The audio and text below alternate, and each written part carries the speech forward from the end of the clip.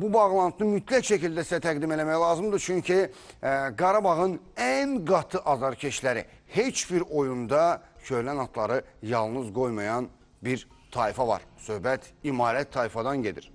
Bəli, həmin İmarət tayfa bugün də İspaniyadadır, Bilbao'dadır və Basklara qarşı maçda komandamızın yanında olacaq və İmarət tayfanın üzvü Alek bəy bizimlə bağlantıdadır. Sabahınız xeyir olsun Alek bəy. Hər vaxtınız xeyir. Bilirik orada çox erkən saatlardır. Təşəkkürümüzü bildiririk ki, yenə də vaxt tapıb, imkan tapıb bizimlə bağlantı qurdunuz. Orada formalarla getmişsiniz görürük və şərf var, formalar var.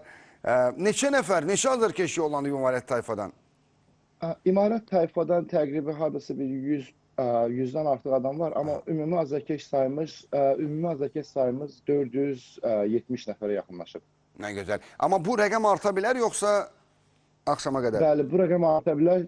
Çünki mənimlə hardasa bir 10 nəfər əlavə də əlaqədə olub. Onlar da Bilbao tərəfindən bilet alıblar. Onlar da bizim tərəfdən keçmək istəyirlər. Bəli, rəqəmimiz arta bilər. Aha, yəni Bilbao bileti alıb Qarabağ azarkeşliyi eləyənlər də olacaq. Çox maraqlı. Bəli, bəli. İspaniyada yaşayanlar. Aha, çox gözəl. Bu sevindirici halda əslində. Sektor olaraq, yəni 400-500 nəfər deyək də, yəni yuvarlaqlaşdırsa təqribən 500 nəfər azarkeş. Hansı sektordan izləniləcək? Qapı arxası yoxsa? Bəli, bizim sektor 321-ci sektor olacaq və qapının tam küncdə olacaq. Küncdə yuxarıda.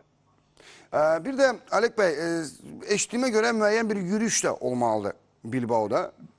Bəli, və biz yəni artıq bugün saat 1:30-da şəhərin mərkəzində toplanacağıq hamımız bir yerdə. Təqribi sayımız, yəni toplanan insanların sayı 200-dən çox olmalıdır. Toplanıb oradan stadiona, stadiondan öncə biz otel komandanı yola salacaq, otelə gedəcəyik. Komandanı oradan yola salıb, oradan da stadiona yollamağı planlayırıq. Yəni istirahət yoxdur sizə.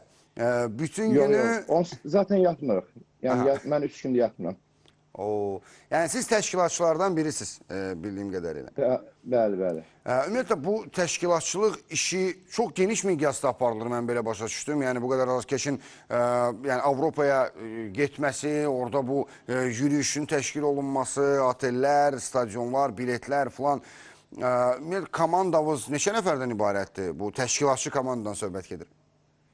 Təşkilatçı komanda hardasa 6-7 nəfərdən ibarətdir. Yəni 6-7 nəfər bu qədər işi görə bilir.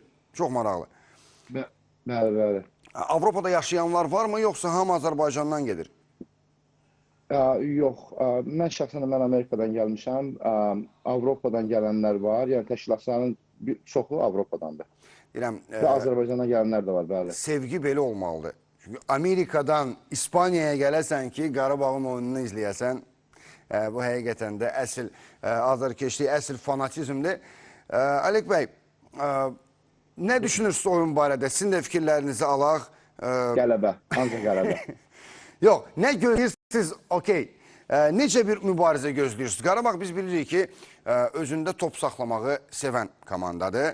Yəni, Azərbaycan çempionatının oyunlarında ən azından Qarabağ birinci fazada oynayır. Yəni, müdafiədən başlayır hücumlara.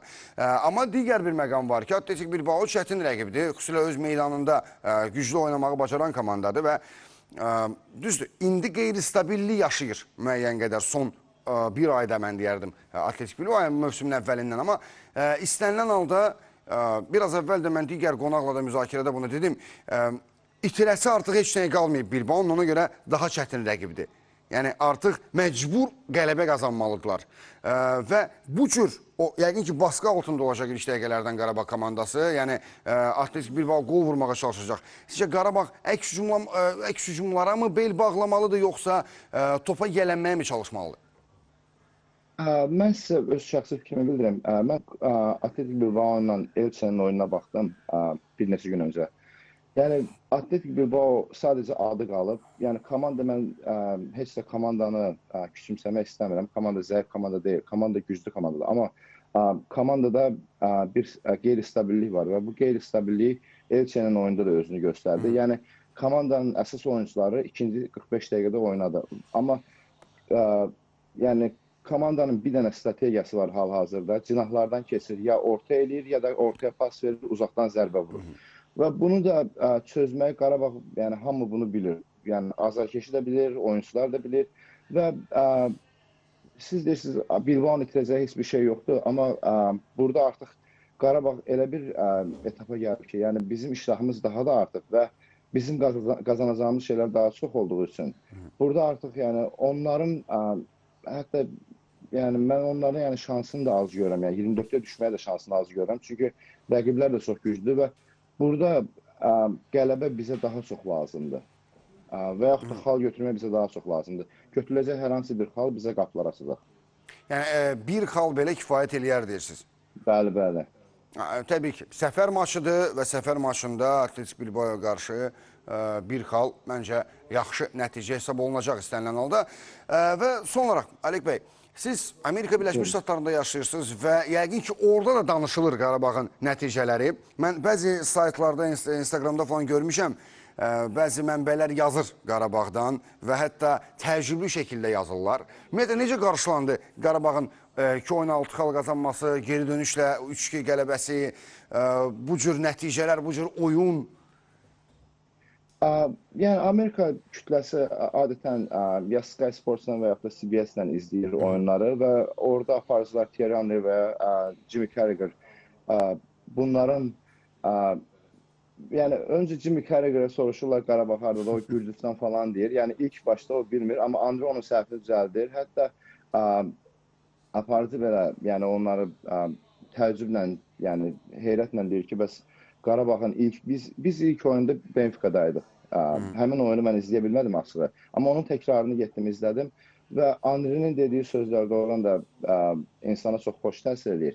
Və digər xoş məqam isə Çempionlar Liqasını Amerikada bilmirəm, xəbəriniz var yoxsa yox, daha çox Latin Amerika kütləsi izləyir və onların da bilgi alanı o qədər də yüksək olmadığı üçün onlar sadəcə İspaniya və Portuqaliya klublarına fokuslanırlar və bunlar Qarabağı ilk dəfə eşitdilər və bunlar heyrətini gizlədə bilmirlər ki, biz inana bilmirik ki, 20 milyonluq büdcə ilə olan bir komanda belə bir uğurlara əl ata bilər.